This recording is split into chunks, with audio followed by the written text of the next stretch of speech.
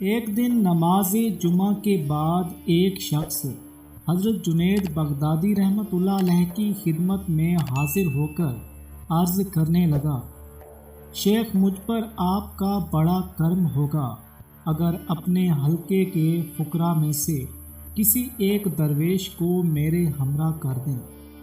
آخر اس بات سے تمہارا مقصد کیا ہے؟ حضرت جنید بغدادی رحمۃ اللہ علیہ نے اس شخص سے پوچھا۔ میں آپ کے اس درویش کو کھانا کھلا کر اس کی عارفانہ صحبت سے فیض یاب ہونا چاہتا ہوں۔ اس شخص نے بڑے پر اثر لہجے میں کہا۔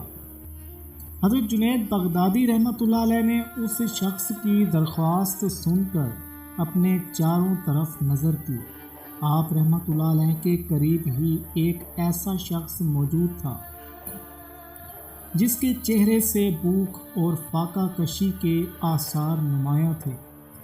حضرت جنید بغدادی رحمۃ اللہ علیہ نے اس درویش کو مخاطب کرتے ہوئے فرمایا، آپ ان صاحب کے گھر چلے جائیے اور انہیں اپنی صحبت سے فیض یاب کیجیے۔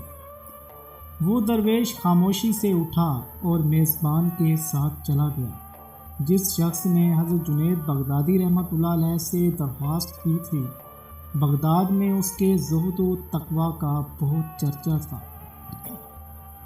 وہ درویش تھوڑی دیر میں واپس آ گیا اور خاموشی کے ساتھ خانقاہ کے ایک گوشے میں بیٹھ گیا۔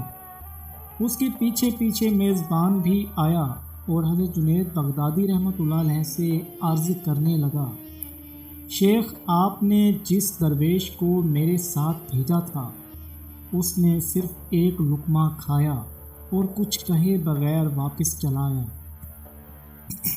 یقیناً تم نے کوئی ناگوار بات اپنی زبان سے ادا کی ہوگی، ورنہ وہ درویش ایسا نہیں کرتا۔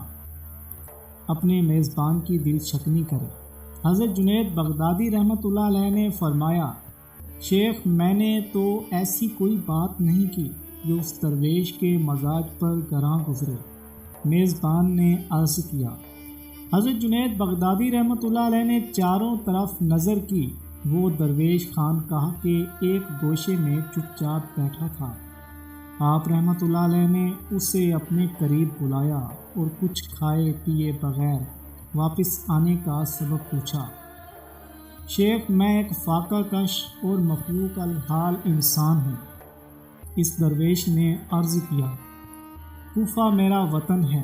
میں آپ کی خدمت میں اسی لیے حاضر ہوا تھا کہ اپنی حالت زار بیان کروں، مگر ہر بار غیرت نے میری زبان کھلنے نہ دی۔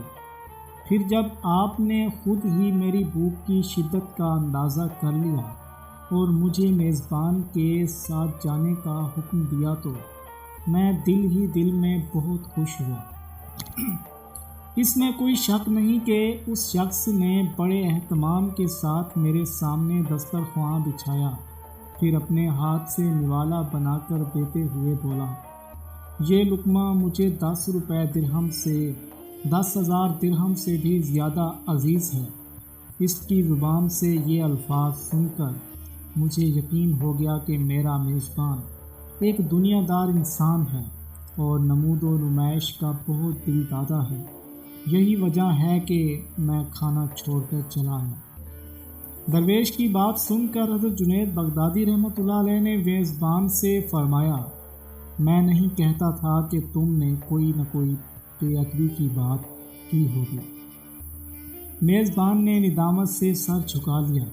حضرت جنید بغدادی رحمۃ اللہ علیہ نے اسے دوبارہ مخاطب کرتے ہوئے فرمایا، اگر کسی درویش کو کھانا کھلانے کی استطاعت رکھتے ہو تو میزبانی کے آداب بھی سیکھو۔